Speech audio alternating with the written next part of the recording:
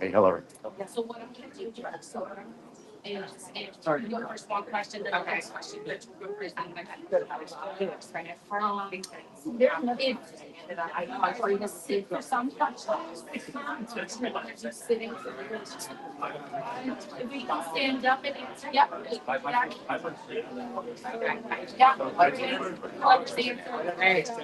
Perfect. That's okay. We're getting. I am ready. What you do, gentlemen, is you're gonna, well, actually, we'll wait, because I'm gonna start Hello. Hello. So you're gonna walk down. Test, test. You can make them louder. Hold them, yeah, so what you're gonna do. Wait, it's on now. Justin. I got my hair cut. Testing, 1, 2, 3. Okay, well, shut your microphone off, thank you. Yes, ma'am. I gave Justin the loudest one if you want. All right, welcome in, everybody. Thank you so much for coming. My name is Ann. I am one of the admins for the Real Right Side of New Jersey. So if you're not a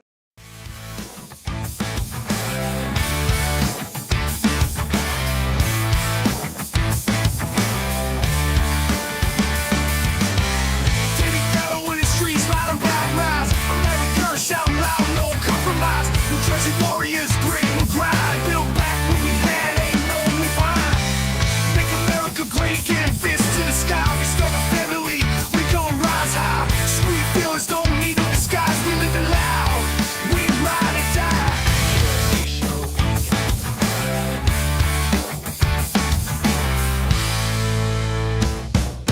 Generation fighters, take the stand. From shore to shore, we reclaim the land. Grit and glory in every strand. In Jersey shore, we make our Great to be stand. on with you. This is a great podcast. It's a lot of fun and it's informative and it's real information. It's none of the frills and none of the nonsense that you hear on the legacy media. Just telling the story of what's happening right now. It's what I do with my newsletter that I get out to anybody who wants to see it. It's what you're doing with this podcast. America needs to know what the real deal is, and you're the real deal. I am running against 3 Democrats right now. I do not have anyone in the primary as a Republican challenging me. So if you would like to donate to my campaign after this, please come and see me. Or you can find me at herzigforcongress.com, and that's FOR. And you can find all my policy stances and information there. I'm going to tell you a little bit about myself. My name is Hillary Herzig. I'm a wife. I'm a mother of 3 children, and I grew up right here in Monmouth County. I actually have a family that lived in Long Branch, right in the city that we're in, since the 1930s. I come from a career of civil service. I've served at the Veterans Administration, the United States Department of Agriculture. I've served at the Animal Plant Health Inspection Service. I've served at the Department of Homeland Security, United States Citizenship and Immigration Services in both asylum and personnel security, as well as I've served for the Department of Army as a civil servant in the National Ground Intelligence Center. I've seen public policy from a different perspective and how it's applied, and now I want to help create laws that are very pro public safety and national security. So with that said, I would like to speak a little bit specifically about Long Branch.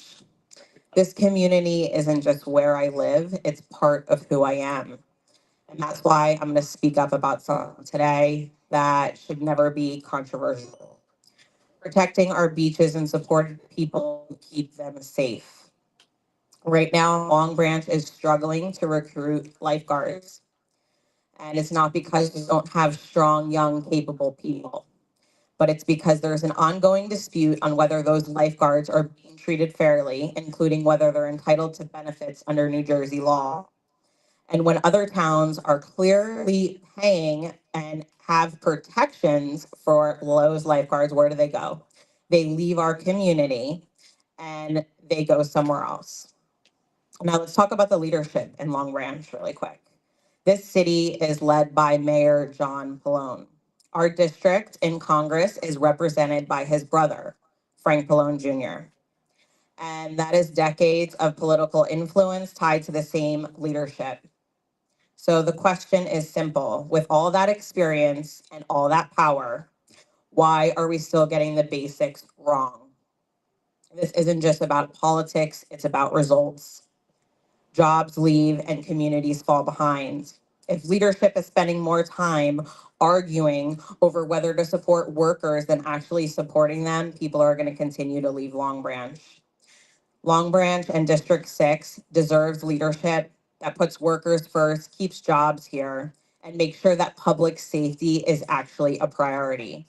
Because if we can't get something as basic as lifeguards right in a beach town, then it's time for new leadership, and I'm ready to deliver that for District 6. Thank you so much.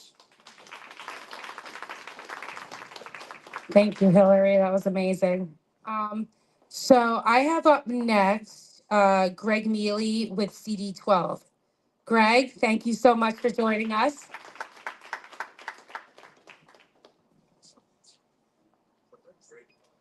Hey, folks, how are you? You ready to rumble this year?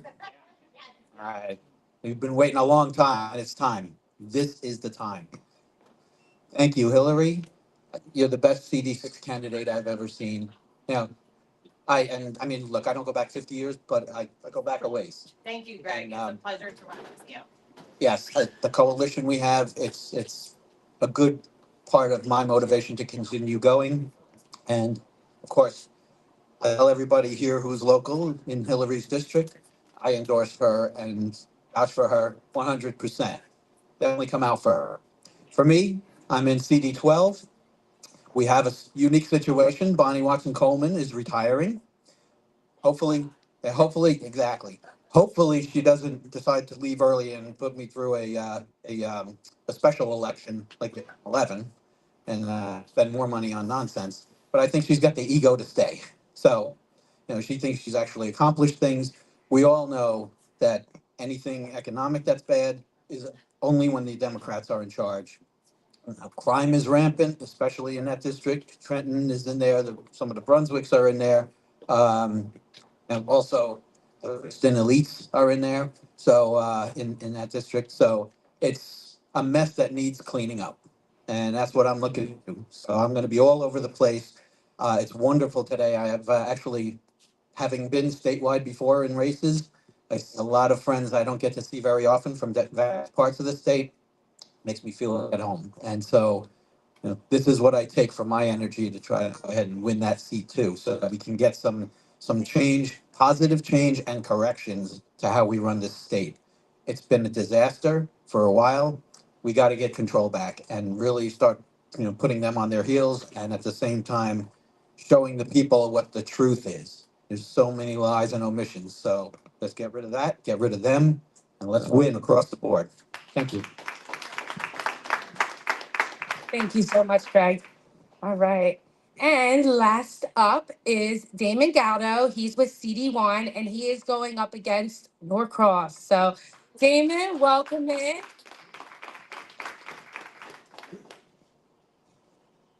Hello, everyone. My name is Damon Galdo, running for Congress in CD1 against Norcross, as she already said.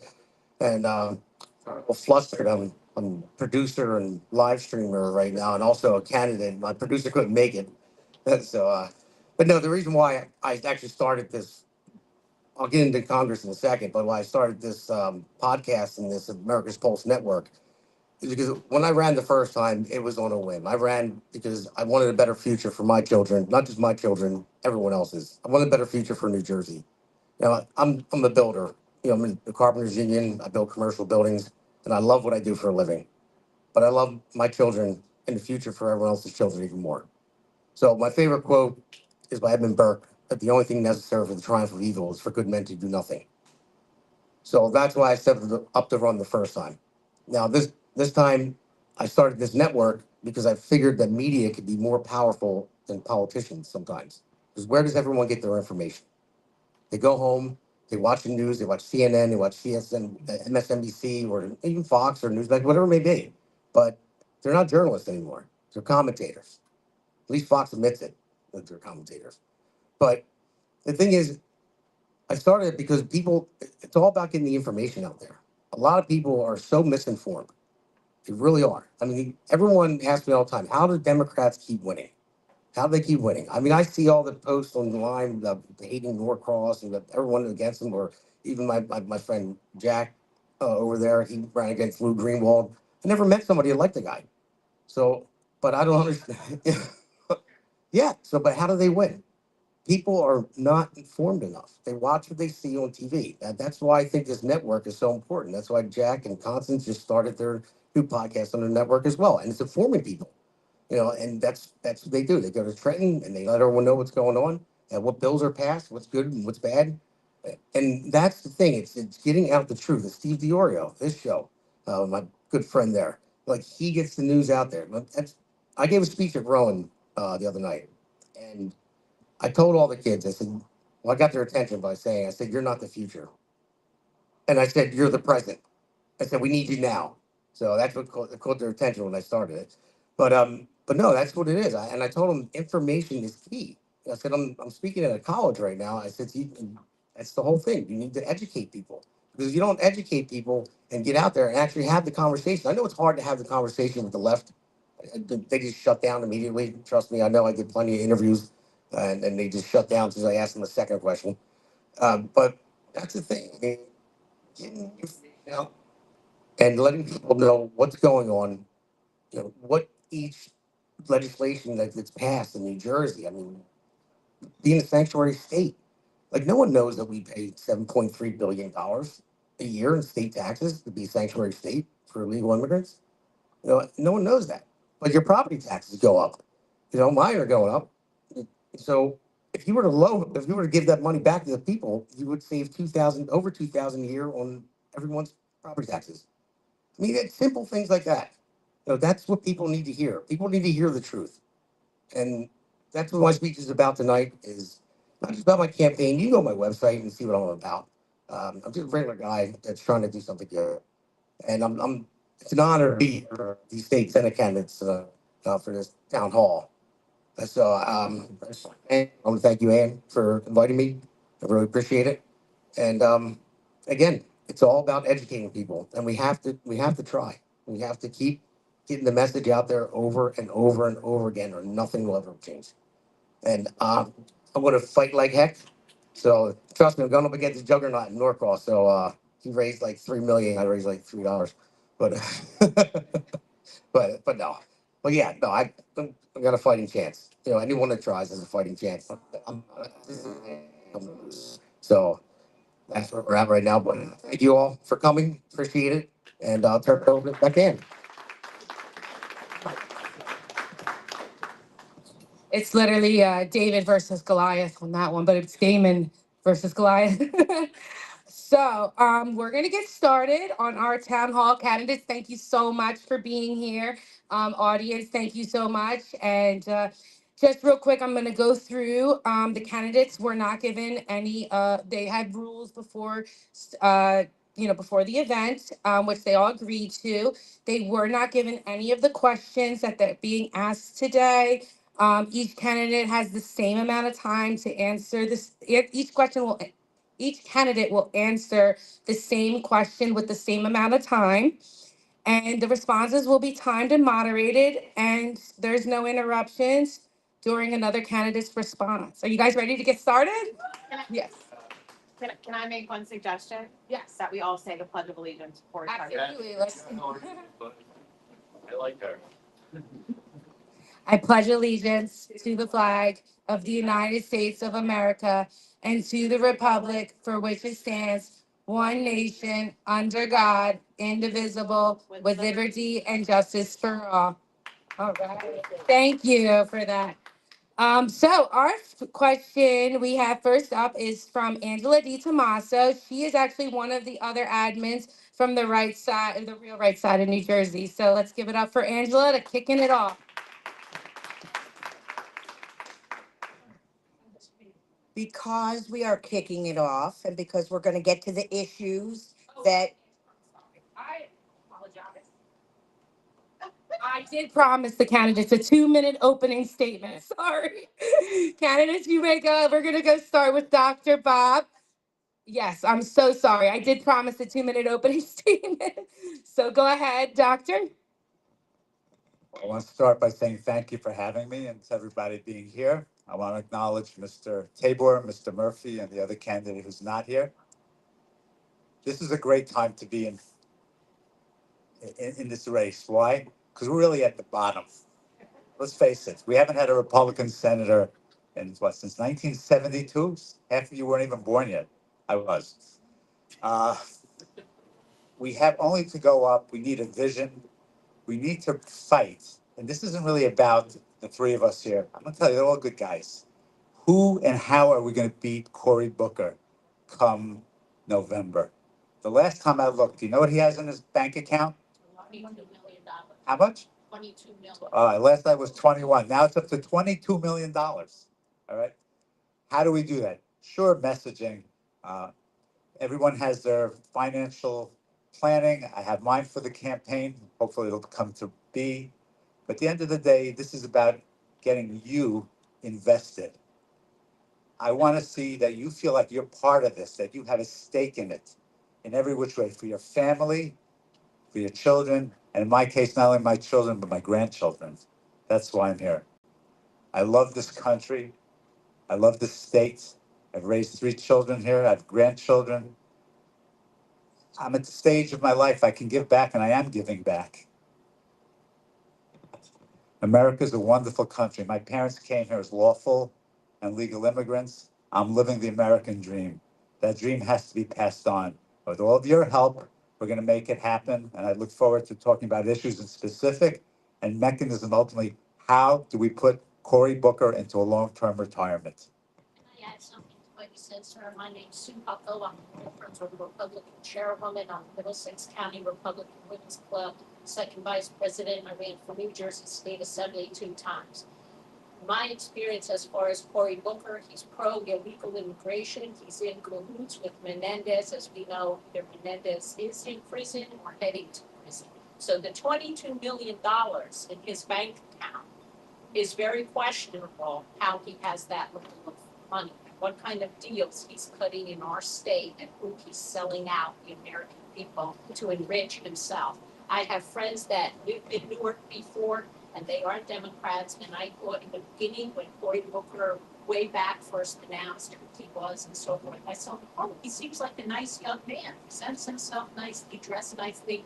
I said to my friend Anna, so would you support him? She said, Sue, he's a bum. She was a social worker. She's a Black woman. She said, Sue, he cut funding for the programs for the children in the summer. He canceled the swimming pools and the parks and recreation. The children that are growing up in communities with no backyards, no, their families aren't rich. They can't sign them up for sports teams and so forth.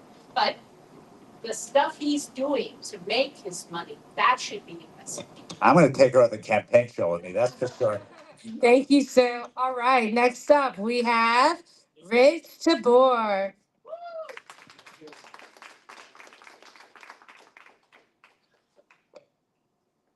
Hello, everybody. Thank you for having me today. I really appreciate everybody that came out. Thank you so much for coming, taking the time out. You know, I'd like to thank the candidates that showed up, Doc, Murph. Appreciate y'all. We missing one. Not gonna say anything. I guess they doing their own thing. But listen, guys, it's very important this year that we get involved. Okay? It's very important that Republicans get involved. We need every last one of you. This year, this fight is gonna have to be different because we gotta take the fight to them. We cannot keep sitting back and just going with Republicans. That's not gonna work. That plan is dead. It's been dead for 40 years. It's time for a new one. So now we gotta come on the offensive. We gotta go to the communities we normally do not visit, the urban community. We gotta go in there and deliver the conservative message. Everything that we stand for, they are against. Everything that these communities stand for, they are against. It's just that they hide their messaging. They blow you up with affordability, and nothing is ever affordable. They blow you up with parental rights, but take all the parents. This is what they do. So it's important that we understand that they get our message. I really need you guys to think about it. Abortion is now at 40 weeks in New Jersey. 40 weeks. You can get an abortion in New Jersey. That is murder. That is murder. Gender affirming care, which is gender mutilation, cutting off kids' genitals. Republicans, I need you to really listen to what's going on. It's demonic. It's a spiritual battle we're facing that we all need to get involved in. Because if we don't, we're not only going to lose whatever we got right now, we're going to lose our entire nation. It's a soft war going on right now in America, where we have let people with failed ideologies from other countries come into our country and push their agenda, not ours, in our country. And instead of protecting ourselves, we let them do whatever they want. We're letting people from outside this country make the rules for our country. America, what happened? When did we stop fighting? When did we stop standing up for ourselves? I tell you what, right now, when you push me to run, when you push me to be that candidate, that fight will never end. I will make sure I keep fighting until the end, because that's what the military has taught me to do. That's what it has raised me to do. It taught me you fight until the end. You never quit, you never retreat, and you never surrender. And this is our country, ours. This is not anybody else's. This is our country. So do not let people come into our country and think they're going to make the decisions for us. We make the decisions. You don't make decisions for us. We make the decisions. Because there's no other country in the world that you can go to. Name me one where you can make the decisions in somebody else's country. It's not going to happen. So wait, America, it's time that we start waking up, New Jersey. We got to wake up. We got to. Because if we don't, we're going to lose everything. Thank you, guys. Thank you so much. And last but not least, Justin Murphy. Hello, everyone. Just a couple housekeeping matters. Yes, I got my hair cut, and I have to say that because if you saw me before this, you would laugh. How's everyone? Thank you very much for coming out, and for the candidates here, we get a chance to engage with the public, and to whoever's our viewing audiences on the live stream, and thank you, Damon, for taking all the time and expertise to put that together for us. Yes, thank you.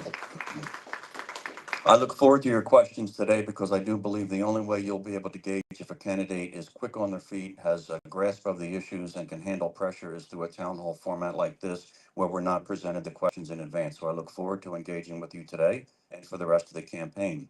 Now, we're in the month of May, and basically as candidates, we're going to start making our closing arguments soon. June 2nd is right around the corner, and early voting starts last week of May. So many of you I've spoken before. I've had the privilege and honor to do that. If you don't know me, my name is Justin Murphy. I've lived in Burlington County.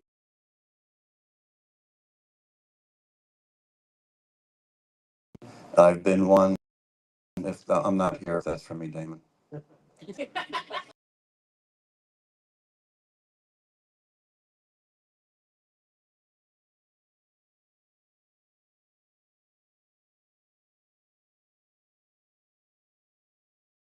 Voters to step into our column.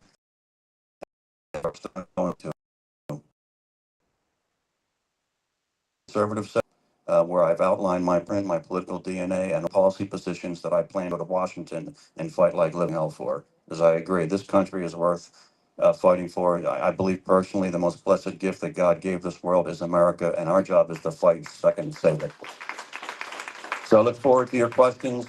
Just quick on me, I was raised by a single mother. I served in the U.S. Navy. I have a college degree, a law degree. I complain when I say that, not brag. And I have to share with you, when I graduated law school in May of 2000, I had to sit through a commencement address given by then Senator Joe Biden. So please a little sympathy for me. Thank you much. I look forward to your questions, folks. God bless. Thank you so much, Justin. Okay, so I am going to start the timer on this because candidates will have about 90 seconds to answer these questions. And Miss Angela DiTomaso, you are now up. Thank you for patiently waiting. For real this time. We're kicking off Q&A, and because I'm kicking it off, I wanted to ask, and I was going to ask all three, but you already answered this question. I'm curious because we are all at the bottom of an election that's going to be a hard climb up. What motivated you, Rich and Justin, to get into this race? What is your passion and your impetus? Who you're doing it for? How did your rationale come up? And then because I'm very curious, I have a second question. I can do that later. Let's address that. Right. Yep. So what got me into running for U.S. Senate is I sat there and I watched our country falling apart.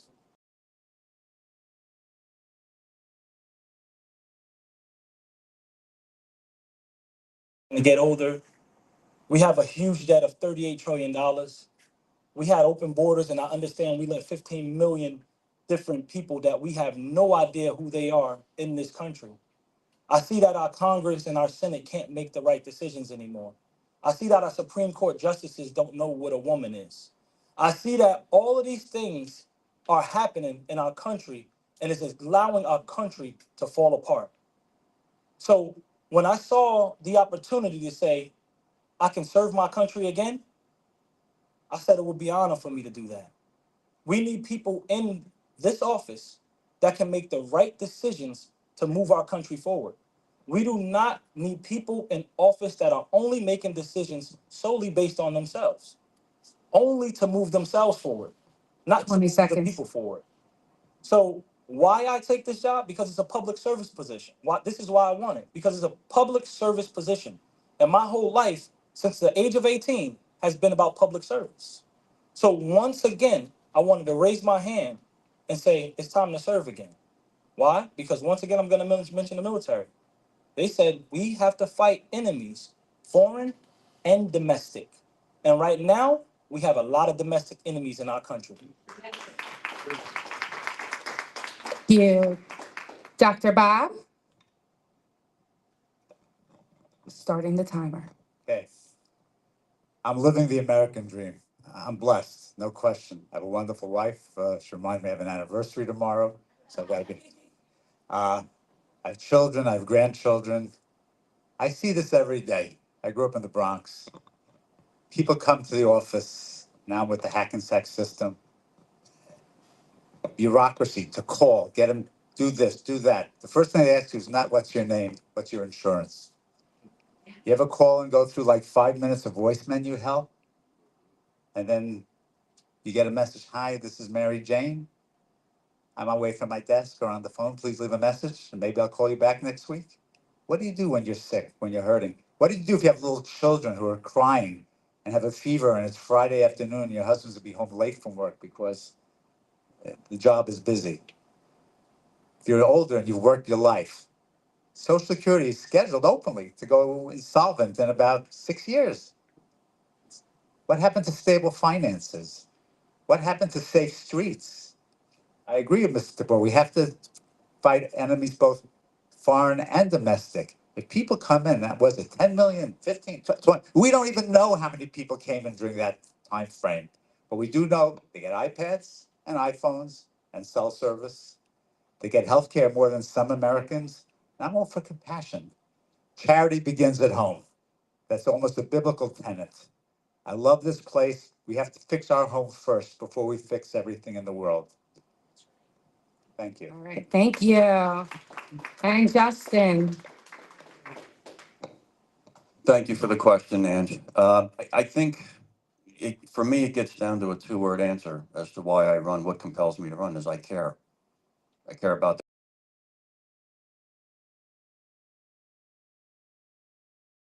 and I believe God gave me this God adult life. That's right, as He guides me with a constructive contribution to keeping this country on the right track and keeping safe. If you believe that the 70,000-page IRS tax code is burdensome to your life or business, I'm your candidate. And I drive for that. That drives me because I want Americans to have more than anything economic security, economic freedom, and economic opportunity. Without that, we're not really America, are we? So I'm driven by this passion for this country. I'm hopelessly in love with it and its people. I think God is the most sacred blessing He gave this world is this country. And we enjoy so much that the 8 billion people on this planet, most of them do not. So what drives me is really the care and love for the country. And that it bothers me when there are communities that are disaffected and don't have the shot at the American dream. That has to change. We are the most successful country known to human civilization economically, politically, socially, culturally, technologically. We shouldn't have a Brownsfield in an inner city. We shouldn't have a family that goes without and is deprived. So what I want to do is make sure that as we move through a new era, okay, and the information age and AI, that we do not become disconnected from our roots as Americans and who we are and what we are, why we were founded, and why I believe God put us here. So I run because I care, and I want people to enjoy the American dream, and I want them to have economic opportunity, freedom, privacy, and all the things that we cherish to make our lives quality and really worth living. Thank you. Thank you very much. Next up, we have Constance Ditzoff. She's a former assembly candidate for LD5, Moms for Liberty official chapter chairperson for Camden County, and the co-host of the New Jersey State House Watch podcast. So, Kansas, let's give it up for Kansas. So it's Constance. Oh, I'm sorry. That's okay. That's okay. Everybody gets that wrong for some reason. So in New Jersey, they have been chipping away at parental rights. Now, I know you're not going to Trenton, but in Trenton, they've reduced the age for parental consent for behavioral health from 16 to 14. They have got secret transitioning going on at school from gender, and you don't know about it. They've got a suicide hotline where they don't call you back if a minor calls and is in crisis. They don't call you back. Now, I know you're not going to Trenton, but you are going to the Senate. Now, there was a Families Rights and Responsibilities Act that was introduced by Scott in 23. It's been brought up again in 25. And this bill seeks to protect parents' fundamental rights to direct the upbringing, education, and health care of their children.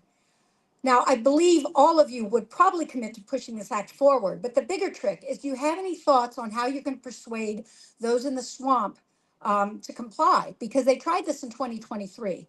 How do we get people on board, get it out of committee, and get it voted on? And I don't see it necessarily as bills. We're not looking for legislation. We just want things to be vetoed that prevent us from, as parents.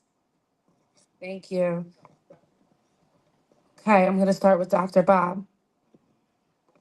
Well, thank you very much. That's a great question. The bottom line is there's no more fundamental connection in this world between a mother and a child. You don't mess with mama bear, so to say. And this includes everything from education, their physical safety, their moral grounding, their education. I'm actually for things like empowering parents educationally. Let the dollars go to them. I call it educational equality. That's my term. Parents have to know what's going on with their kids. It's amazing, you know. They're all adults, right? When you're 12 years old, you can have your genitals cut off, and we can't even tell the parents. But you're applying to college. Oh, he's an adult. He's connected to you financially on the FAFSA form. I would eliminate that, by the way. You know, either you're an adult or you're not. Either you're old enough to vote or not. If you're in the military, you're either old enough to die for your country or not. Okay, but if you are, grow up and don't have Washington constantly be in your pocket. This transgender thing, and my colleague here alluded to it, I'm going to stop it. I understand the medical part of it. And yes, I can tell you what a man is. I can tell you what a woman is. And anyone who can't should not be in Congress, should not be in the Senate, and definitely should be out of the court system. All right. We have Justin here. If parental rights are your issue, I am your candidate. Parental rights are so important that I included it in my Senate pledge, which I hope you get a chance to read. I have some copies here, just so you know, you can hold my feet to the fire. I will be the same candidate in November. I hold out I am in June. I know sometimes we get conservatives in June and we never see them again come November. Parental rights are the civil rights issue of our time. I've said it 100 times on the campaign trail. They are the civil rights issue of our time, along with medical freedom. Parental rights should be codified to the extent that they are. And strangely enough, Connie, they already are. But I'm for more codification if we need. Parents need tools to fight back against an abusive DOJ that called them terrorists. The Joe Biden administration, we know what they were doing to parental rights and the disruptions at school boards, which I know you know, being involved with Moms for Liberty. But parental rights are cornerstone and bedrock because the family unit is that unit. It's the building block of society. It's how we transmit cultural mores to young people.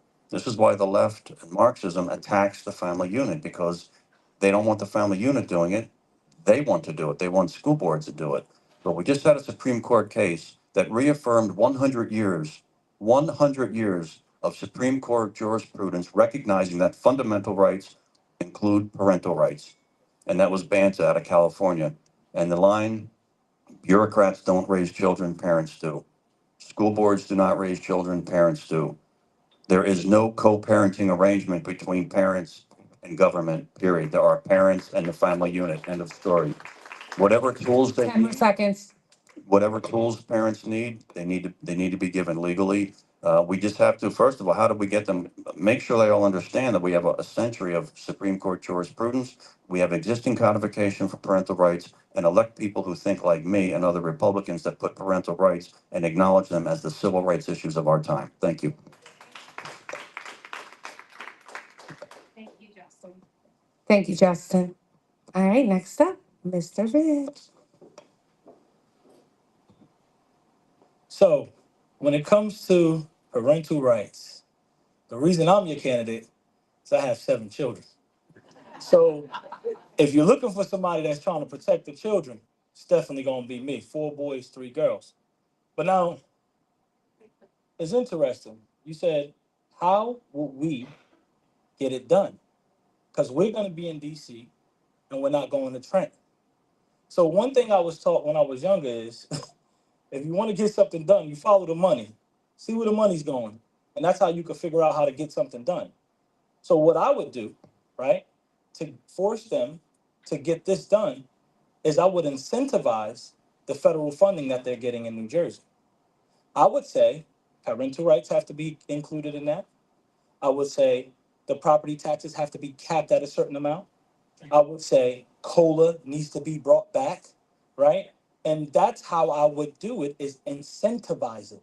You, before you get this 500 million, before you get this 700 million, here's what needs to be done. And then that's what's going to happen. New Jersey's going to say no. You know they're going to say no. Democrats want to fight, no matter if it's good or bad, they're going to fight against us no matter what.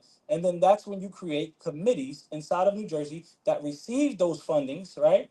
And then you can have federal oversight over those committees. Why? Because New Jersey doesn't want to allow oversight on the funding, on the federal funding being spent. They don't want to allow it. So what you do is you have to force their hand. You know they need the money. So you say, in order for you to get this money, here's what I need you to do.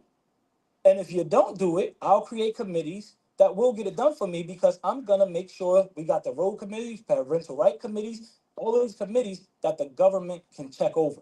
Because right now, we can't check on anything in New Jersey. They're doing whatever they want. It's basically the wild, wild west. So it's time for us to make sure when we get to DC, we get this done. And that's how I would do it. Thank you so much. Thank you, Constance, for your question. Next up, we have Jack Brangan, Assembly candidate for LD5 and co-host with Constance of New Jersey State House Watch podcast. So let's give it up for Jack.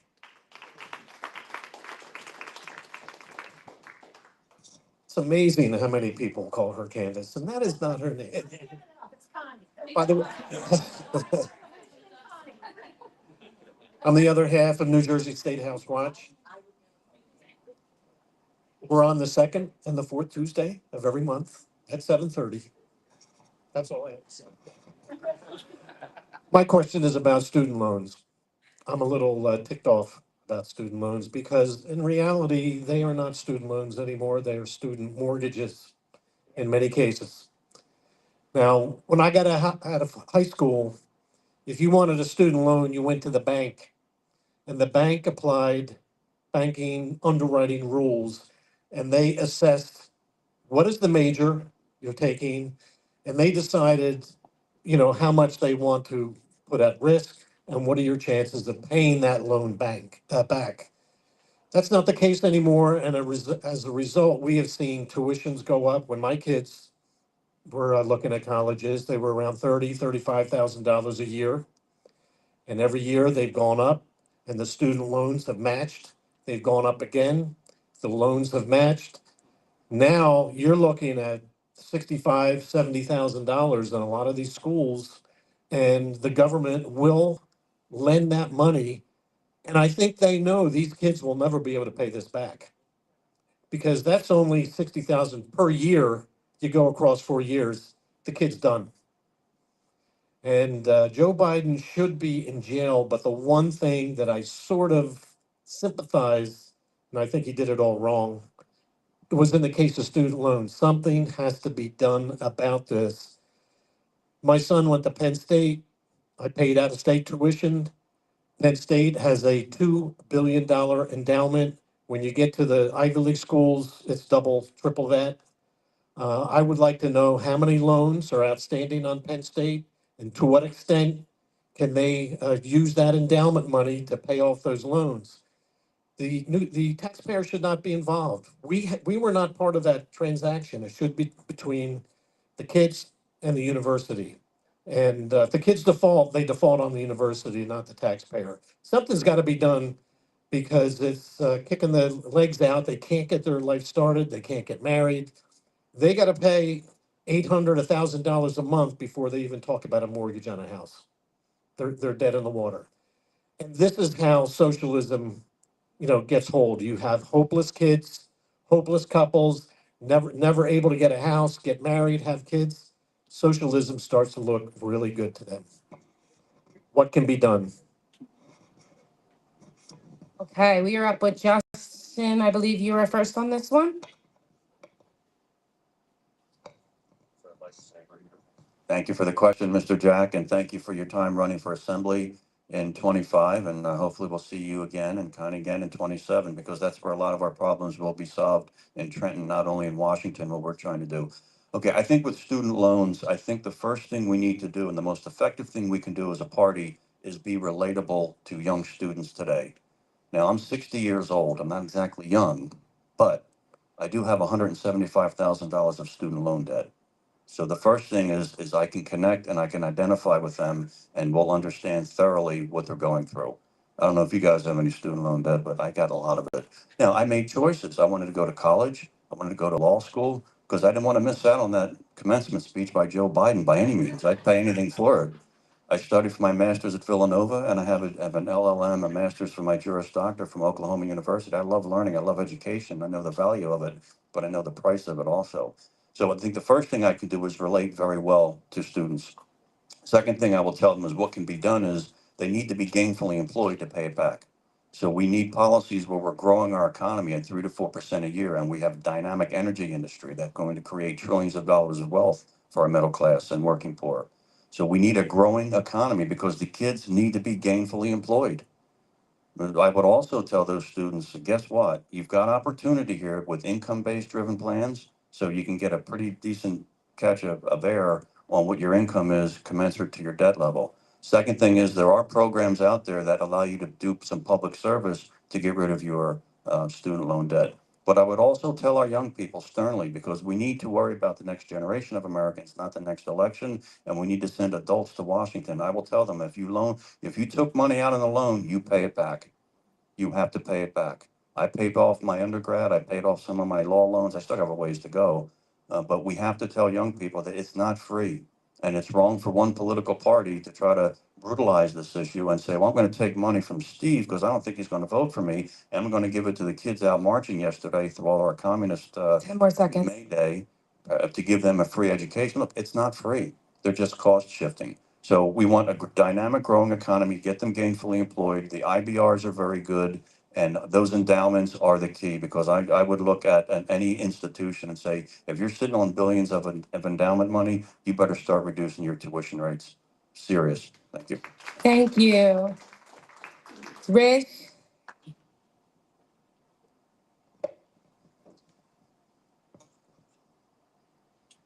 first and foremost, the way that they are making these kids pay for this right now, first thing I'll do is tell them to join the Army. GI Bill, take care of that. That's the first thing I'll do. I'll say, listen, this is too high. You need to just get the GI Bill. They'll pay for the 4 years and they take care of it. Airborne. All the way. But all joking aside, it's so many moving pieces when it comes to those finances. We're talking the student, the school, the government, the parent. That it's so many moving pieces. So the first thing I would have to do is I would get some people that specialize in this, that I can sit down with, and we can come up with the best plan that makes sense. Because there's so many moving pieces. We got high interest rates. We have, let's say, Penn State costs $60,000 a year, but you got the county college costs $2,000 a year. And then you got adjunct professors leaving Penn State to go to there to do the adjunct time and then go be a professor back there. So what's the difference in cost? Why does Penn State cost $50,000 more than another school when they're getting the same exact education? These are things that think down and figure out the why. Why is it this way? Does it really need to cost this much? How is it that a kid could pay $4,000 for the year and this kid pays $60,000 a year, but they're getting the same education? How does that make sense? Where did we go wrong? We got to start breaking these things down step by step by step to get to the real problem so we can have a real solution and not just talk about it. Because this can't just be talking points. This has to be actually something that is broken down, figuring out what the actual problem is, and then coming up with an actual solution. Because I think the problem is the university. I think it's the schools.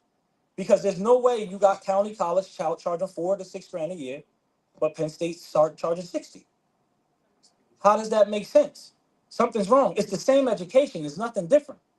So that's why we got to figure out the problem so we could come up with a real solution. And that's how I would do it. Thank you. Thank you. And Dr. Bob? Let me get granular, okay? You hit the nail on the head. These people are coming out of college with a mortgage, but they don't have a house. Number one problem. Harvard, I believe, has an endowment now of about $60 billion with a B, okay? Think about it. They pay no taxes on it. They don't pay real estate taxes. They're in the business of soliciting funds. You know what they are? The Harvard Corporation. In my opinion, it's a hedge fund. And the nexus, they have a little connection to this legacy business called college, so they get a tax break. If you're going to do that, eliminate tax breaks, number one. Any endowment over $1 billion is fully taxable. At Harvard and Elizabeth Warren, maybe we should tax those endowments and put it right back into our economy because they don't deserve that money. And you're wrong. It's $100,000 a year to go to those colleges, not 60. That's number two. I had alluded to before about FAFSA. When you apply for financial aid, you're adults. A 12-year-old can decide to have his genitals cut off, but he's not old enough to be off his parents' tax return. That also has to be eliminated. And you made one other mistake. You said tuitions go up and then the college aid go. You have it backwards. The tuitions will rise to the amount of financial aid that's available to them. You're right. The government has to facilitate education but not pay for it. It has to be risk and market based. Go to the bank, and you know what? You want to do something like I did medicine? Maybe it has a better rate of return than gender studies. Okay, Yeah. so don't do that and complain you don't have a job. Okay, I went to public college. I went 3 buses to Queens. I went to Queens College. I got a great cut degree there in chemistry. I went to Brooklyn to medical school. Back in the day, I'll tell you, I paid $400 something tuition when they were paying $10,000 to go to fancy schools. Cory Booker, he went to Stanford. He's an elitist. If you want somebody who's an elitist, vote for Cory Booker. If you want somebody who's like part of the proletariat, that's me. I didn't go Spartacus. Okay, that's a good analogy. I got into several medical schools. I went to the cheapest one in Brooklyn as a New York State resident at that time. It was easy for me. I had great friends. I learned a lot. I did very well. I worked for the government for 9 years afterwards. He went to Yale Law School. And after that, what did he do? He became a Rhodes Scholar, a Cecil Rhodes Scholar. Do you know who Cecil Rhodes was? I didn't know what the hell a Rhodes Scholarship was when I went to college. It didn't exist in my world. College is about education. These fully tenured professors, you know how much they work?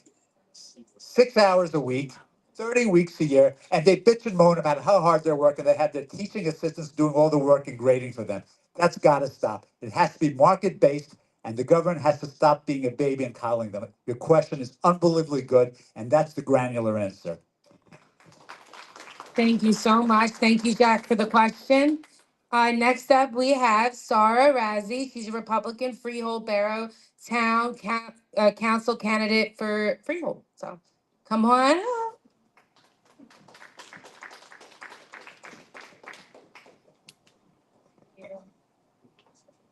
Okay, so my name's Sarah Razzie. I'm running in Freehold Borough for Town Council. That's a Democrat town. So I just have a quick question about foreclosures. As you know, New Jersey is one of the leading states in foreclosures. So Trenton currently has the highest foreclosure rate among major US cities, and New Jersey ranks among the top states for foreclosure activity. What specific federal legislation or funding would you prioritize to help at-risk homeowners in high-impact counties like Mercer, Cumberland, Salem, and Atlantic to avoid foreclosure?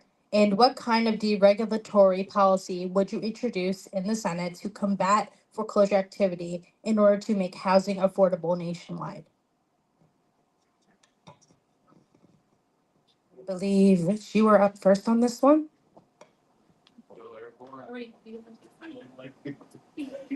I'm going on this for now.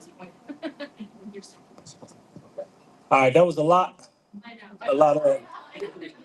I'm trying to figure out which portion of it that I'm gonna get to. But you said that houses are being foreclosed on in Trenton. How do we make it more affordable nationally?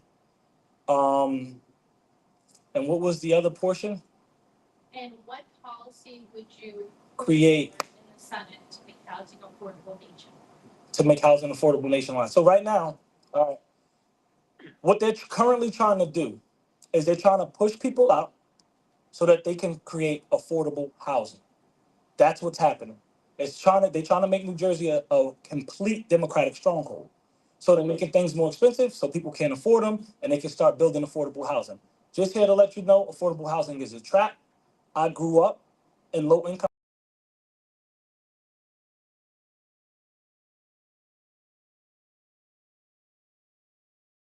homes that people can actually purchase and build equity. For example, in Medford, right now in Medford, they have homes that are affordable homes. Somebody can purchase a home for $250,000. Let's say they live there for 30 years. After they live there for 30 years, they can sell the home. But you cannot sell the home for more than you bought it for. But guess what? If you paid off that mortgage, now you have that money to have the ability to purchase a new home. And then the next person that comes in that wants to buy a home, which is the next generation behind us right now, that will not have the ability to buy a home if we keep going this route, they can buy that home and purchase that home. So these are some of the things that I think we have to implement. Not affordable housing, it has to be affordable homes. And when it comes to being in Trenton, we need to make these places more affordable because they're trying to push these people out. They're trying to push them out completely so that no one in New Jersey can afford a home anymore. Think about it. Somebody in North Jersey told me a 3-bedroom, 2.5 bath, he pays 25 or 26,000 a year in property tax. What are we doing here? That's what's making things unaffordable. It's the taxes. When you have taxes at 12 to 15,000 and you're on a fixed income, let's say you're retired and you're on a fixed income, but your property tax goes up every year, how are you able to afford that? So these are the issues that we have is they'll pay off the home, but now you're looking at a $15,000 a year property tax bill that you have to pay on a fixed income. These are the things that we have to put a stop to because they keep charging, taking, and never giving nothing in return. And that's what we have to put a stop to. Okay? Thank you. All right, Dr. Bob. So your question really segues into the previous question, affordability, and how do we get into these problems in the first place? So foreclosure is really an instrument when a bank is not getting paid back its loan. The problem now is we've diminished the underwriting standards that people now can buy homes that they really can't afford.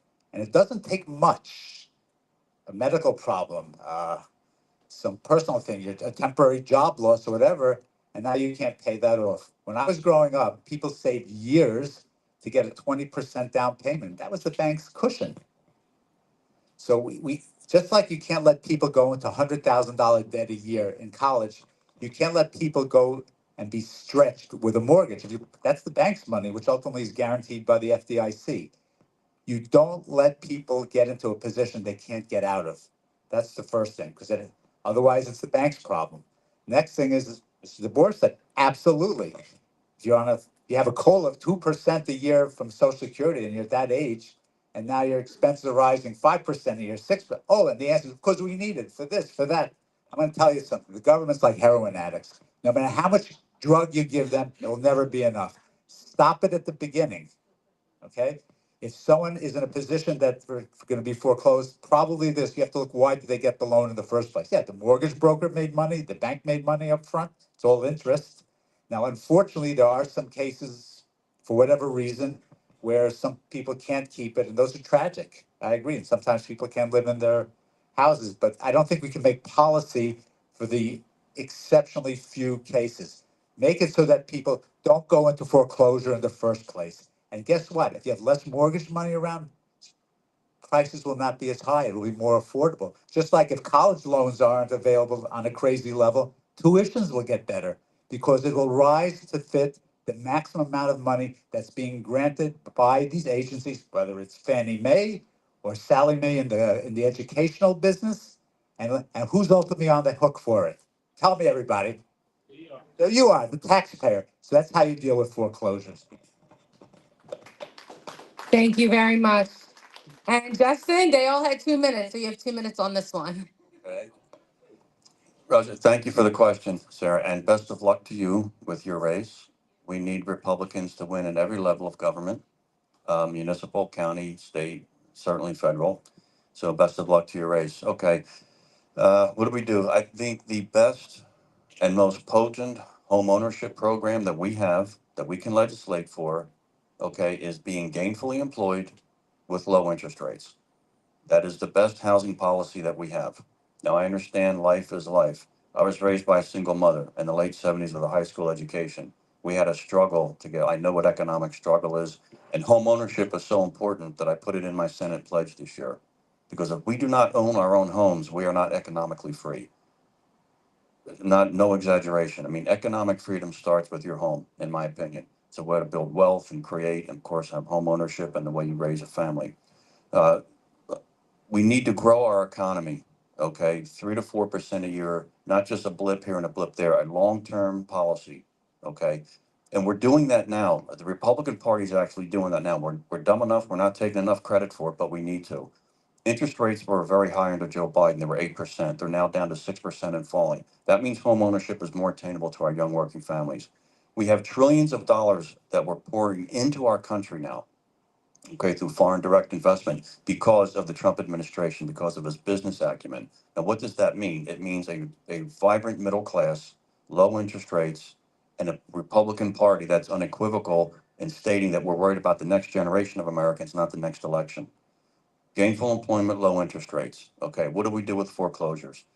There's probably a couple things we can do to lean on banks. The SEC has a lot of say on what banks do with their policy. A lot. Ask Joe Biden, because they were always trying to lean on the SEC and regulations to get DEI through on banks. So banks know what a regulatory gun to their head is. I think what we should probably do is craft something where it's not an immediate rug pulling event out of the homeowners underneath their feet. If there is an issue financially, like with student loans, okay, we all have student loans. You can get a forbearance. You can get an emergency forbearance. You can get a deferment. You can get an income-based driven plan. We should probably apply that into cases where we need to keep people in their own homes rather than have foreclosures go through the roof. The other reason, okay, why New Jersey may have a lot of foreclosures is because Democrats have run our state straight for 25 straight years, and we do not have the right economy in this state. We are not, do we have a private sector job growth in this state? I haven't seen any, and I've lived here since 1976. Yeah, absolutely. That's a ringing indictment of the economy of the state of New Jersey. Why do we have so many foreclosures? Well, Johnson and Johnson just left, I think, Warren, Hunterdon County, and they went down to North Carolina. You think somebody in Trenton would get the idea that an 11% income tax rate doesn't look too good when a company can go to another state where it's 2%? So we need to elect different people in Trenton, and we'll do that in 2027. But that's what I think we need to do at the federal level, and it's certainly a big chunk can come from the state as to who we elect. Okay, so best of luck to your race again, and home ownership is critically important to the Okay. survival of this country. Thank you. Thank you. All right, we have Mr. Raffi. He works with Scott Presler during the Jack Citarelli campaign. I give it up to Raffi.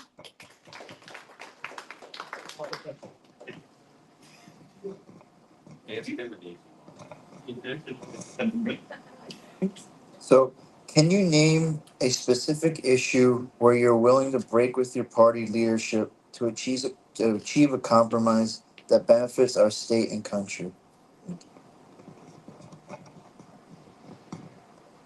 All right.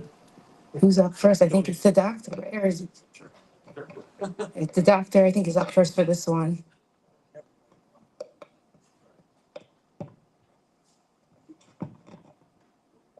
There's two levels of answering your question. One is what I call on the fundamental level, and then you could talk about on the minor or the nuanced level. On the nuanced level, there's a lot of things. These two questions we just talked about now. How do you alter foreclosure rates? How do you deal with student loan rates? How do you deal with the student debt crisis? So on the big stuff, I'm in agreement. Now, on a lot of little things, I have my own personal thoughts. I've mentioned some of them now, just about student debt and about foreclosures. And that's really breaking, I think, with what some of the mainstream issues are in this state. Uh, Mr. Murphy hit the nail on the head. You know, people are leaving.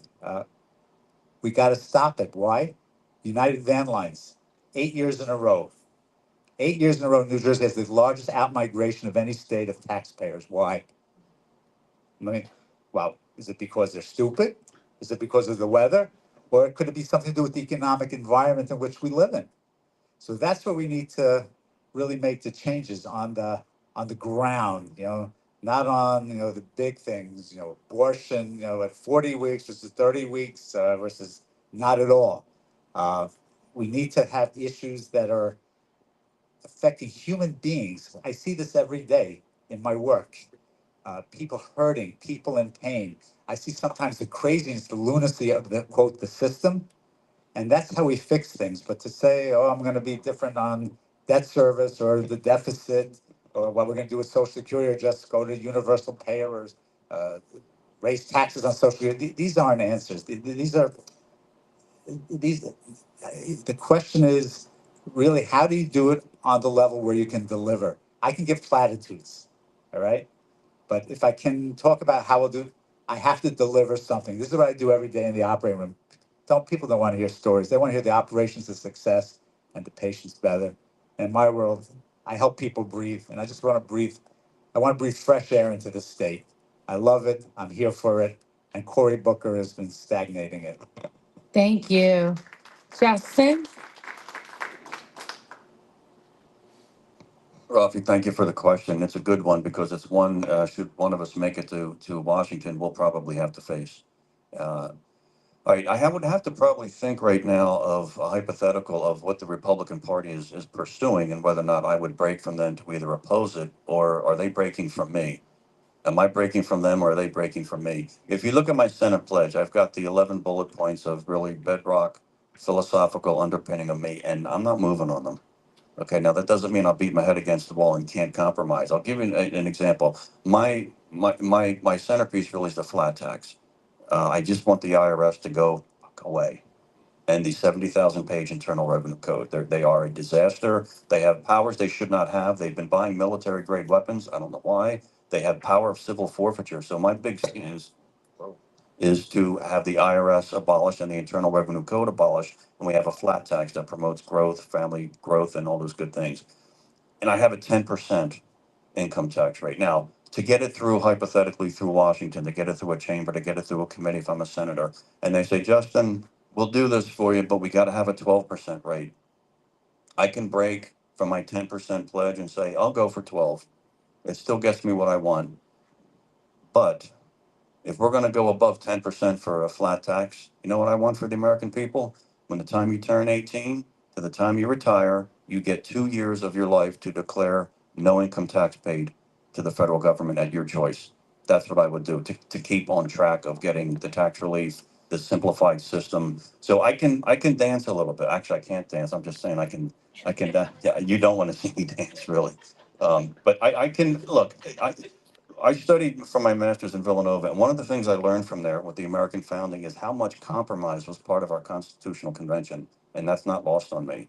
But no, I'm not going to be pulled away from a philosophical root of mine. I won't do it. I'll stand up to the heat. As far as the Republican Party, well, we've got a lot of different ideas with the Republican Party. We've got libertarians, we've got conservatives, we've got moderates. I'm a conservative. I'm a Reagan Republican. So I would look certainly to see, but just to give you an example, is we can ditch a little bit, but let's make Very sure well. we're still getting where our objective is. Thank you. Thank you. Mr. Tabor?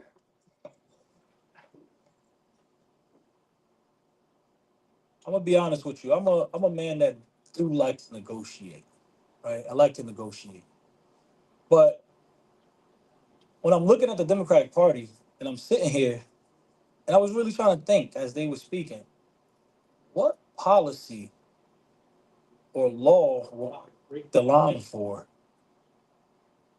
I can't think of a single thing that the Democratic Party is doing right now that I would say, you know what, I'm gonna break the line for that. I'm gonna be honest with you. I can't think of a single thing that they're doing right now that will make me cross over and say I'm gonna vote with them. Uh, they're losing their minds. Every single thing that they're coming up with, I'm trying to make sense of it. The only thing I even hear them talking about is Trump. They're not even trying to make a policy.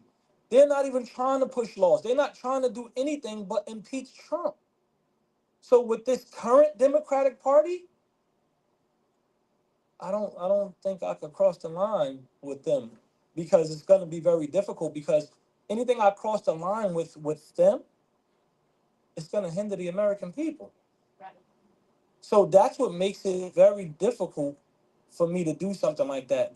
But if they come with something that's logical, that's actually helping the people, would I? Yes, of course. I would if they are actually coming with something logical. But as it stands right now, absolutely not. So I'm just gonna go on and say that. Thank you. Thank you. All right. So we get her, Dr. Rob? Did you work? Yep. Okay, perfect. All right, we're moving. All right. So we are now on to a social media question that's given by Joe Miller, who is the Young Republicans treasurer. So, Joe? Thank you guys for coming. I appreciate it. Not a hardball question or anything. Just want to know, how are you guys planning on using social media just to reach younger voters and to beat Booker? Yes.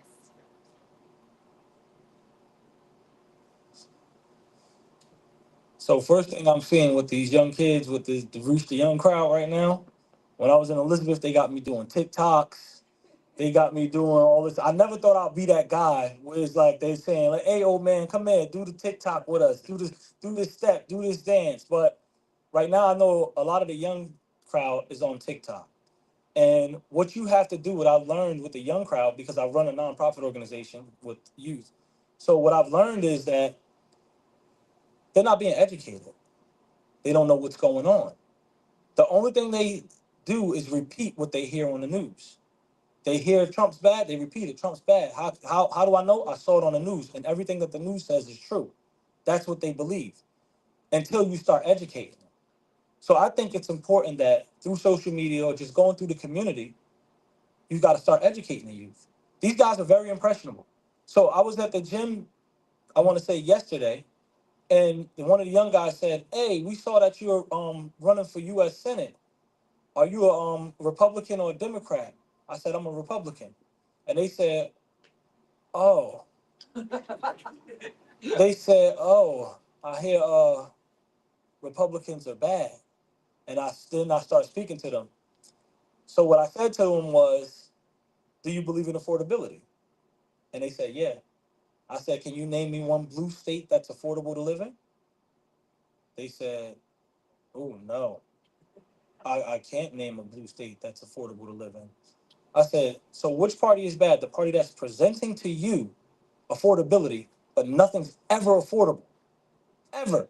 Like every year it gets more expensive. Every year they say, 'Hey guys, we're pushing for affordability because the Republican Party's not, but we're gonna raise your taxes.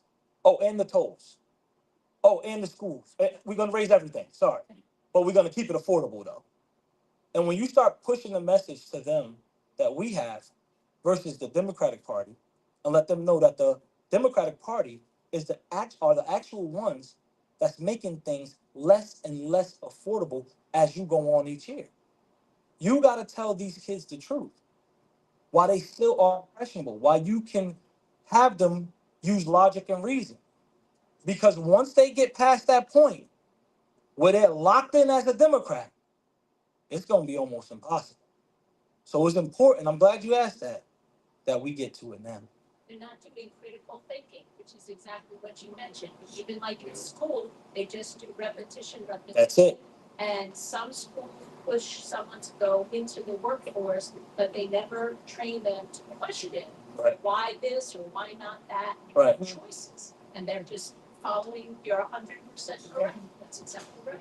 But before I sit down, just to let you know, the older kids that have graduated and left my program, they are Republican. Thank you for that, Rich. Dr. Lebovics? Is that right? Hopefully. So to answer your question to the point, yes, have a campaign manager, and we have videos and targets and points that are going to hit Instagram. What's the other one? Facebook, and I assume TikTok, but it's all right. Thank you for that. Thank you for that tidbit. I'm going to assume, because I also learned sometimes as a doctor, as a surgeon, you have to know how to delegate. I'm very good at that, because at the end of the day, it's the results that count. But just to follow up on what Mr. Tabor is saying, I happen to think your generation is screwed on a lot of levels, and I'm going to tell you why. I walk and drive in Manhattan. People walking into the street like this. You guys are glued to these machines like your mother, like you, and it's got to stop. The lady here was alluding to critical thinking. I'm just saying, not even just your own thinking. All right, don't believe what you see on TikTok, on Instagram, on Facebook, even half of the so-called mainstream media. There's always slants, there's biases to it, there's how it's presented, right? You need your own education. Look for yourself, go to source material, and make your own educated decision.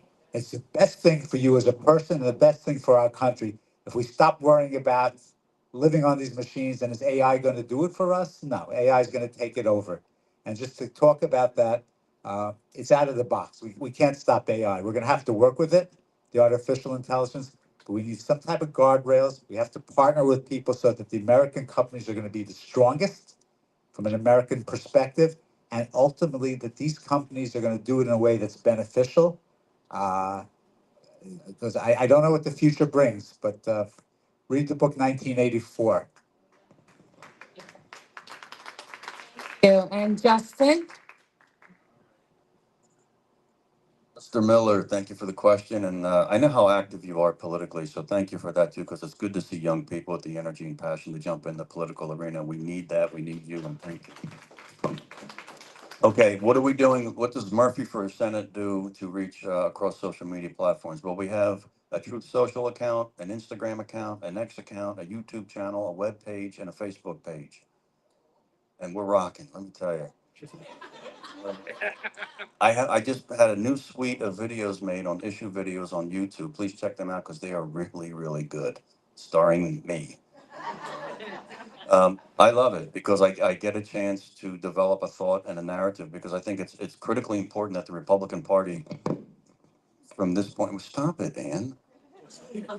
I think it's critically important that the Republican Party from this point forward sophisticate and develop a narrative and a dialogue and develop a conversation with people because if we don't do that, we're not going to inspire people to vote for us. In New Jersey, we have to have ideas, platforms, energy, passion, confidence. That's how we win. And we have to convey that to people. Social media is a one big way to do that, especially with our young people. Democrats run around and have one thing to say. We hate Donald Trump. That's their platform. And unfortunately, being so outnumbered in the state, that works for them. It worked for Mikey Sherrill. So we have to take advantage of all media platforms because in politics, you have social media, you have handshaking, you have events like this, you have TV, radio, face-to-face door knocking, and they all have a diminishing return. At some point, you're not going to get a benefit from it anymore. So we need all the platforms. We need all the town halls we can get in front of as candidates, and as much we have to do. But we use everything. I don't have chat PT. That's why I don't have it because I don't even know what the hell it is. I can't even say it. But we're pretty active. We've got. I'll tell you a quick story. Was up to between. I ran in 2024 in the Senate primary. I was up to like over 5,000 people on my Facebook page. And then in November of 24, I'm getting ready to do a blast to invite people to my kickoff event for this run, and Facebook took my page down.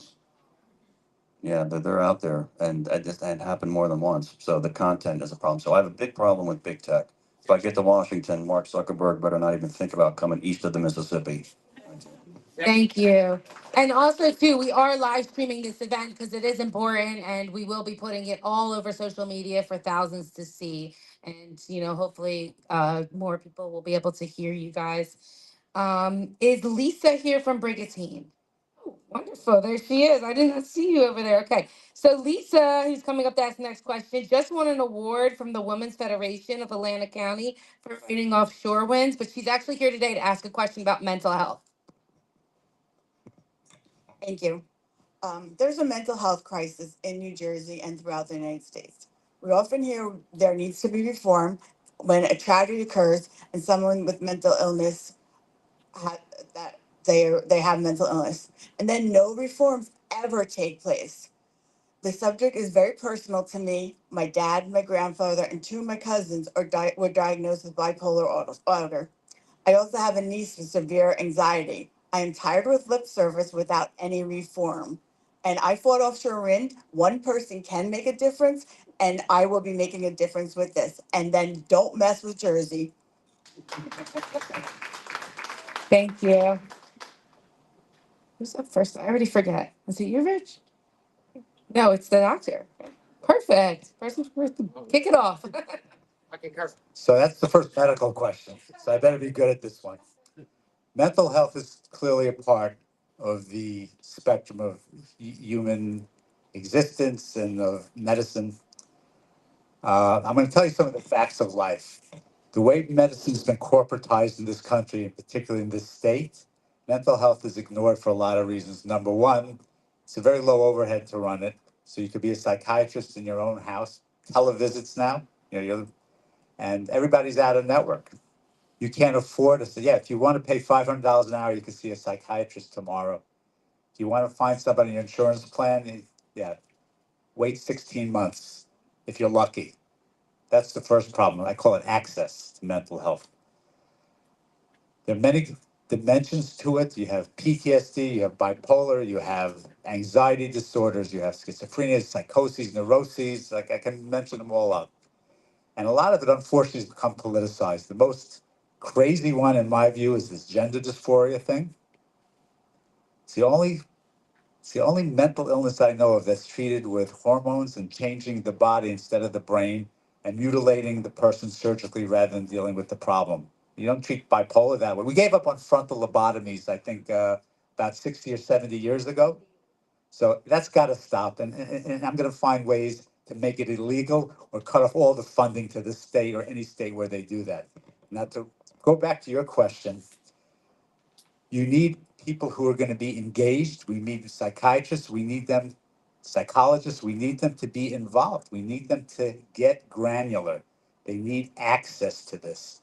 What they do is in medicine now is we get extenders, they call them, advanced nurse practitioners, physician assistants. Yeah, so before you know it, you're going to go to the medical assistant who will get you to the APN. You need doctors. And you need the American Medical Association, by the way, which I am not a fan of. They're part of the problem. They're reactive, they're not proactive. But we need people who can actually do that and find the tax incentives for them to do it, such that people who can't afford $500 an hour can get mental health needs now, not next week, not next month. It's an access problem. It's not a medical problem. Thank you. Justin, you are up. Thank you for your question. I was at that event where you were awarded, so congratulations to that again. And I stand beside you 100%. No windmills off the coast of New Jersey ever. Thank you, ever. Your question, it's difficult because I think the sober assessment is right now we don't really as a society know what to do. And I think that we demonstrate that often. Like we just don't have, there's a lot of different reasons why people may experience the grievance of a mental illness. One of the things that comes to my mind is that if there is an insurance company that, if it's covered through insurance, you hear this debate often about whether or not an insurance company should pick up costs for mental health or offer programs for mental health. But then what follows? How do we pay for it? And then it becomes a monetary issue. Here's how I think we can pay for better mental health care in this country. And this is just recent. All right. We have now identified probably over $100 billion of waste, criminality, fraud, and abuse in our social and healthcare programs in this country. And that it's there. Okay, 10 billion in Minnesota, the tip of the iceberg. California and other states, thankfully, the Trump administration has raised this to cabinet level, put the vice president in charge. Okay, I think every dime we recover, okay, every dime we recover from this, and it's criminality. It's not a government agency operating inefficiently like they always do. This is theft. Okay, I'm not picking on one group. It's theft. It's widespread. Is there a problem in the Somali community? Yes, there is. Is there a problem with Russian mafia and Russian organized crime with Medicare fraud? You better damn well believe it. Medicare alone has 60 to $100 billion of identifiable fraud every year. Now that can cover mental health care expenses and all health care expenses. So what I would do specifically, as specific as we can get, every dime that's recovered from these programs, we should increase money for whistleblowers for one thing. People start blowing whistles, money would start flowing. That money can be closed loop, not thrown into Washington to be spent or wasted. It can be right back into the same healthcare plan or program that it was taken from illegally, stolen from, and it could be used to expand those services that we need. That's what I think is specifically right now. But this is a troubling issue because it does, look, I think we all know someone or some family that has affected by this, and these are like real horror stories. It's horrible. So we pray for those people, but we can get our house in better order so that our existing institutions can do a better job. And as far as if they're violent and homeless, folks, they got to be off the street. They have to be off the street. We cannot put people at risk. That's a quality of life issue, and the number one job of government is to protect its citizens. Thank you Thank for the you. question. Thank you. And Rich.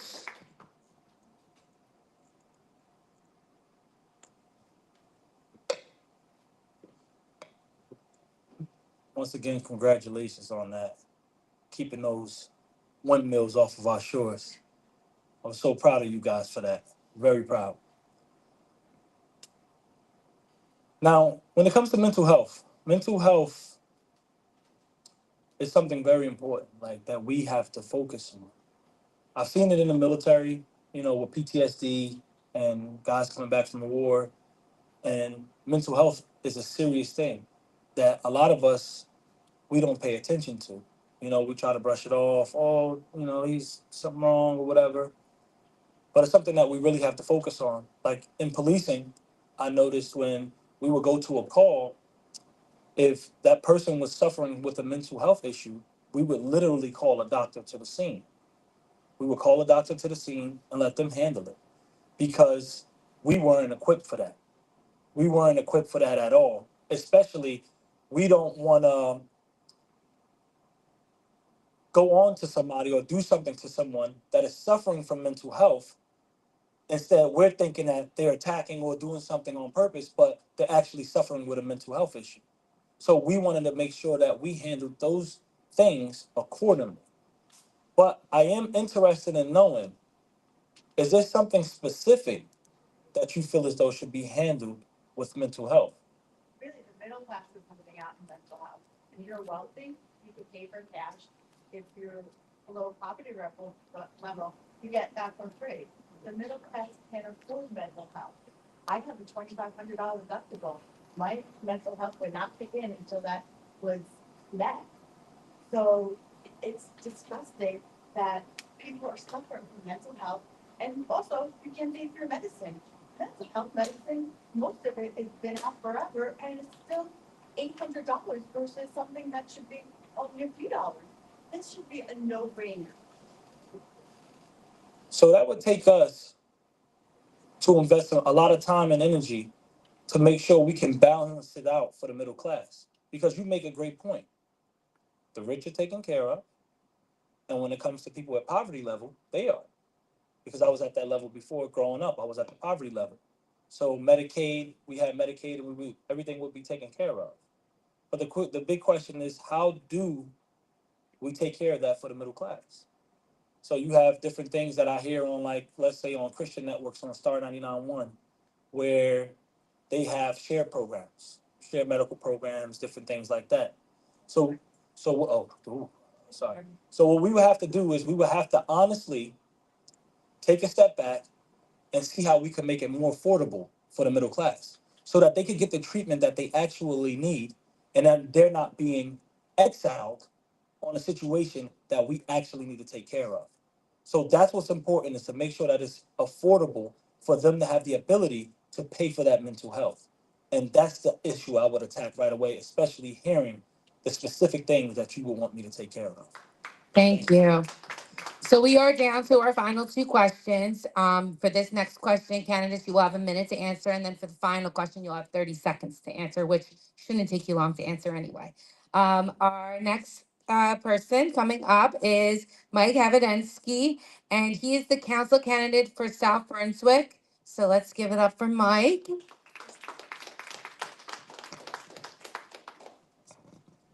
Hi, guys. Thanks for doing this today. It's been very informative. My question is this: when you win and go to Washington in November, what would your top three priorities be, and how would you realistically get these things done in your first year? Thank you. So we're up with Justin for this one. Remember, guys, you have 1 minute. Be really fast. Michael, thank you for throwing your hat in the ring for a local race, and good luck again. We have to win up and down the line. Priorities for me. I'll point to my Senate pledge. Number one, let's abolish the IRS and have a flat tax. That would change people's lives, structurally change their economic lives in America. That's the most important thing we could do. It would change our business climate overnight. We would create more wealth for our middle class and for our working poor. It would be a pile of gold for all of us. I'm convinced of it. What I do. Donald Trump has brought finally now to a national discussion the issue of a new system of taxation. So I'd have to jump on that, find a caucus in the Senate that would promote it and push it, and you go to work, roll up your sleeves, start butting heads, and try to get it done. Second will be parental rights. They are the civil rights issues of our time, along with medical freedom. Parental rights are just so critical. And the third would be home ownership, because without home ownership, we're not economically free. That's economic growth, low interest rates, gainfully employed, rising wages under Donald Trump, right? Had declining under Joe Biden, but we're doing the right things to get people in their own homes, not burdened with a 70,000 page Internal Revenue Code, and parental rights acknowledged as fundamental rights and enshrined throughout our culture. It's like 101. Good job. Perfect. All right. And we have Rich. So I believe I would probably, on my first issue, I would probably have to run a poll to check to see what the people of New Jersey will want, and that would be this. Right now, I see that we have a bunch of people coming into our country and going straight into our politics. So I would try to create a law that says you have to be born here to enter into politics anywhere in the U.S. Because now people are coming in with failed ideologies, right, and taking down our country. They're taking it down step by step, piece by piece. And when I was overseas, that's what they said that they would do. and now they're implementing it. And it's happening in real time. So that's one of the things that I would do first and foremost. Parental rights is very important. Like I said, I have 7 children. I will have to make sure that these children are protected because the government is trying to take control over our children completely. They're trying to make the rules, they're trying to make the decisions, they're trying to make all choices. And then the next one would be to protect our constitutional rights, to make sure New Jersey laws align with our Constitution. Because right now, the laws that I'm fighting, they don't align with our U.S. Constitution right now. And in New Jersey, we have to understand the Constitution is the law of the land. And your New Jersey state laws must align with the Constitution. So that's what I will make sure that is going on. Thank you very much. So I have many items on my agenda. I call it my primary agenda, secondary, and tertiary. But to answer your question, big 3, number 1, I call it educational equality. We have a problem in this country of kids of spending more and more money in real terms and nominal terms. The kids are coming out stupider than ever before. It's really that simple. Even though everyone will say New Jersey has the best, yeah, we're the best in the country. As we keep going down, everyone's going down faster. Number 1. Second priority, we need solvency as a social security system. We have to protect the elderly, and that's going to require some consensus on both sides. We're going to have to make it happen by having all the stakeholders involved, old, young, employers, people. Tax touch, raise retirement ages. It's unpopular. We have to do that. The last thing is healthcare. I live it and breathe it every day. I'm going to give it to you all in 1 second, in 1 minute rather. People smarter than me have been working on it for 30 years. They haven't figured it out. I'm going to tell you what the problem is and how we have to approach it. There are 3 circles, in my view, of healthcare problems: quantity, quality, cost. You can have any 2 of the 3 you want. I can deliver the best of anything, but we need all 3: quantity, quality, cost. And the way to deal with this is not to lose what we have now and triangulate, making incremental improvements in all of the above. I work in a hospital where half my time is administrative. And the one thing I know is that very few doctors and administrators, I know how the money flows on all the levels. Okay? So that's what we need to do it. Access, which is quantity, we need quality, and cost has to be reasonable. And I could talk about that stuff for hours if you want afterwards. Thank you. And just real quick before we get to the final question, I just want to say thank you everybody for coming here today. It means so much. If you haven't joined our group yet, there is a little code thing right there, QR code. Big thank you to the setup team, everybody here, Steve Diorio from the Steve Diorio Show, and that is Cruising 92.1 and FM and VLT. And thank you to Angela for helping just promote the event on social media. And a big thank you to Damon Galdo with the American Pulse Network. Definitely follow Damon. Thank you for streaming everything. It really means a lot to us. And it will be available on our group page, so you can share it wherever, rewatch it if you want to look at the questions again, and also on Damon's site as well. And then just lastly, we're going to get to the final question, and then I'll give you guys a closing statement. If there's anything that you didn't get to say, I'll let you guys say. And I'm just going to throw this in here too. Nope, no, I already did. Okay, perfect. So lastly, we're going to get to is Kathy Abadansky, so Mike's lovely wife, with the final question. And again, less than 30 seconds to respond to this. Hi, everyone. I'm the South Run Republican chair, too. So Mike had a choice to either be a poll worker or run for office. So just want to say. So first of all, I want to thank you very much for coming out and running. Anyone that steps up, I give them a lot of credit. I just want to say that. You gave the Republicans a lot of choices. We have 4 candidates. But what happens is Republicans will rally behind a candidate. And when their candidate doesn't win in the primary, then sometimes they're not likely to support the person that won. So my question to you is, if you win the primary, how will you unite the Republican Party? But more importantly, if you don't win, will you support the winner and come out publicly and tell your supporters to also support the winner? Because we need to rally together and support each other. Thank you.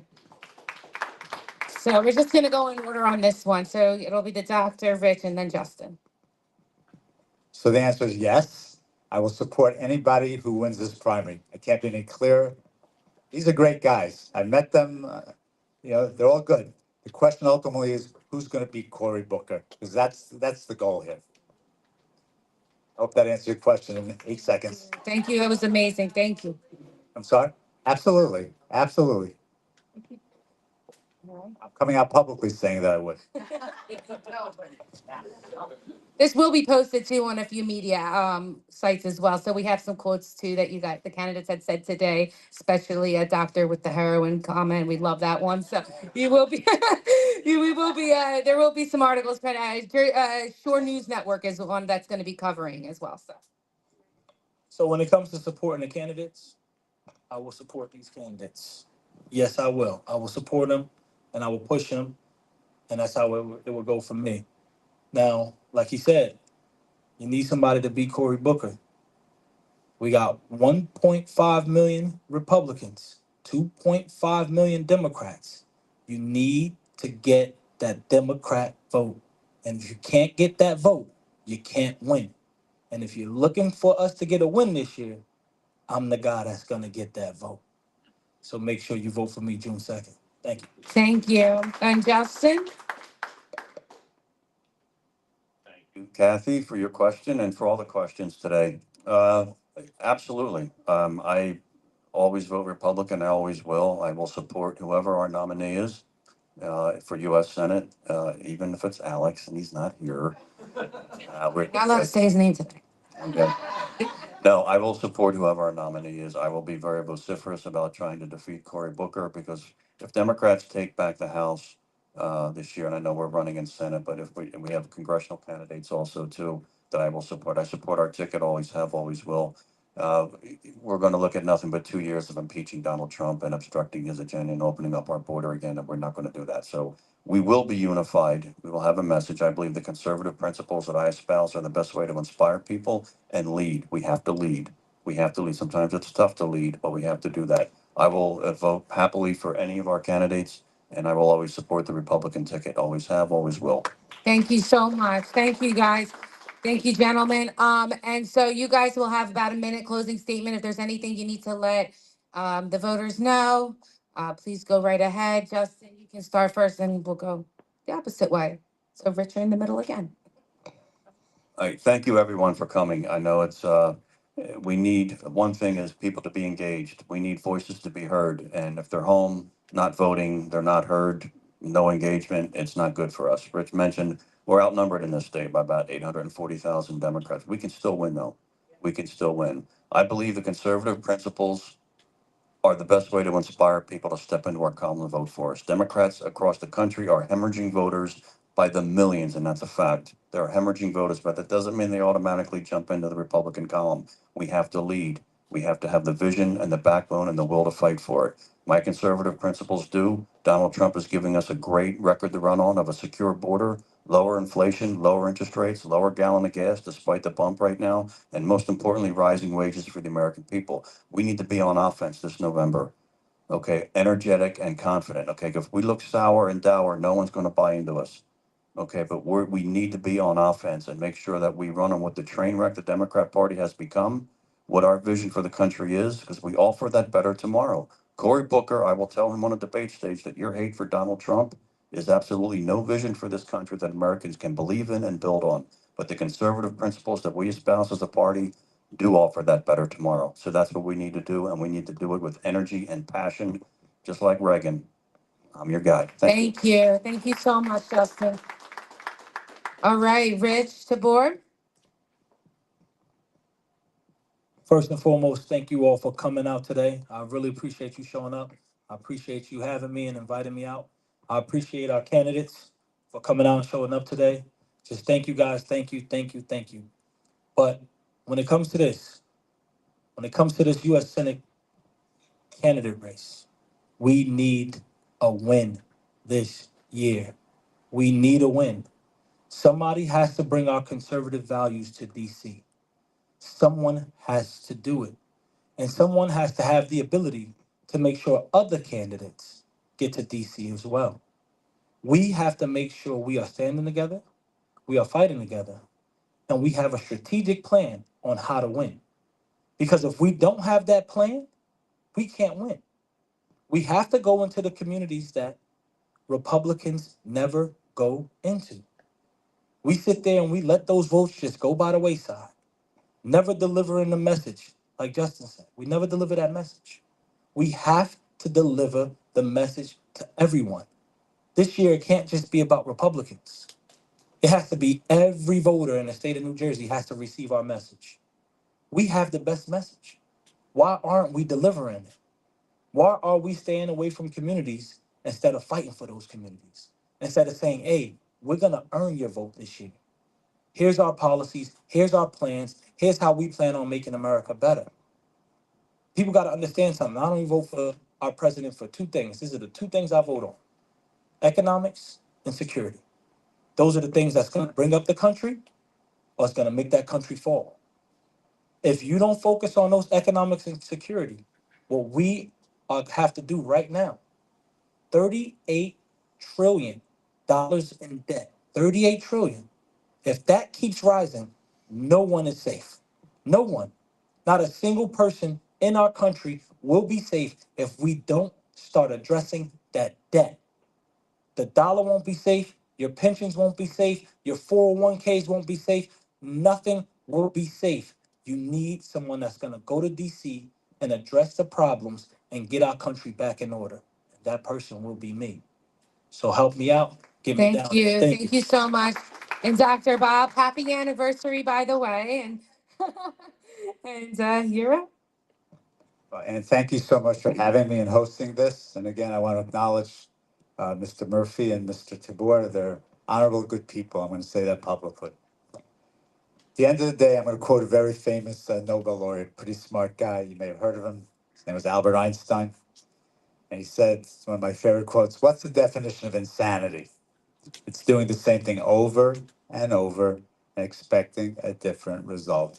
We need to have specific, granular, on-the-ground policies. And I agree with them in principle, but how do you deliver each one, what the nuance is? That's what I'm going to bring. I am bringing. I know what it is to innovate. We talked very briefly about college loans and how those have to be changed, foreclosures, and you want to talk about healthcare, you want to talk, I can talk for this stuff about hours, but I have very specific plans that I'm going to deliver from the Senate and use that power, the power of the purse, because at the end of the day, I know how these states are. You threaten them with a little money withholding, they will squeal and they will give in. And I'm going to do what's right, not for me, but what's right for this state and what's right for this country. I ask for your vote for our children and our grandchildren. And let's God bless these United States of America. Thank you so much. And again, this event was sponsored by the Real Right Side in New Jersey. Please feel free to help yourself to some snacks to go. God bless. Get home safe. And Damon is actually going to close us out. All right, I just want to say, well, obviously, thank you for you gentlemen to come out here tonight, and thank you for setting it up. It's very important, to get the information out there, and all the listeners out there who are watching on the podcast, the Jersey Shore, SURE, America's Pulse Network. I appreciate it. And I just want to say, I started something to gather most candidates together for unity. Republicans need to get together and stick together because we need to. So I know Greg and Hillary back there, we were all talking about it. We had a good conversation about it. So don't worry, we're running for Congress. So they're running for Senate. So they didn't get the bill yet. I'm charging them $10,000 each. So they're going to contribute $10,000 each to our campaign. So, but no, thank you all for coming. Thank you all listeners out there. I appreciate it. All right, guys. Thank you all so much. Get home safe. God bless. You're all done.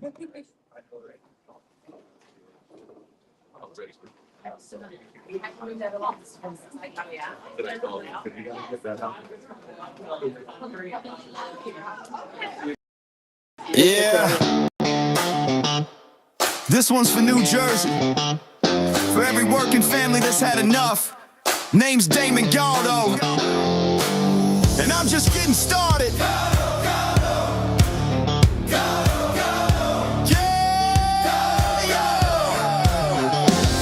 From the job site dust to to the streets of the shore. Steel-toed boots, yeah, I know what I'm working for. Middle class hurting, every bill going up. While suits in DC say, man, just trust us. I'm a builder by trade, put my sweat in the ground. Now I'm building up hope for my hometown. Jersey's my home, blue collar sold. I don't make excuses, I get it done, that's all I know. I felt the pressure, I've lived that grind, trying to give your kids a better life. I won't forget where I came from, man, cause I'm built by work, built by hands. I'm built by working hands, fighting for working families.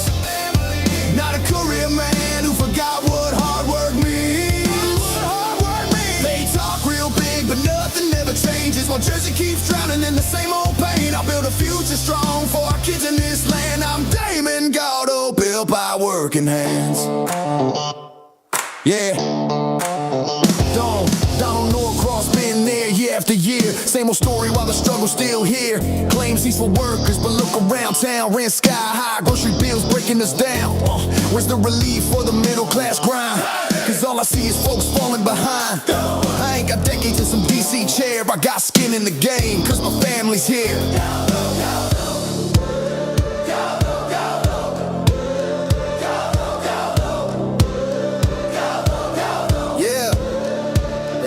Time, they had their shot. And tell me, Jersey, what have we got? It's time for change, time for a stand, time for a work, and not another plan. Not another plan, not another plan. Yeah! I'm built by working hands, fighting for working families.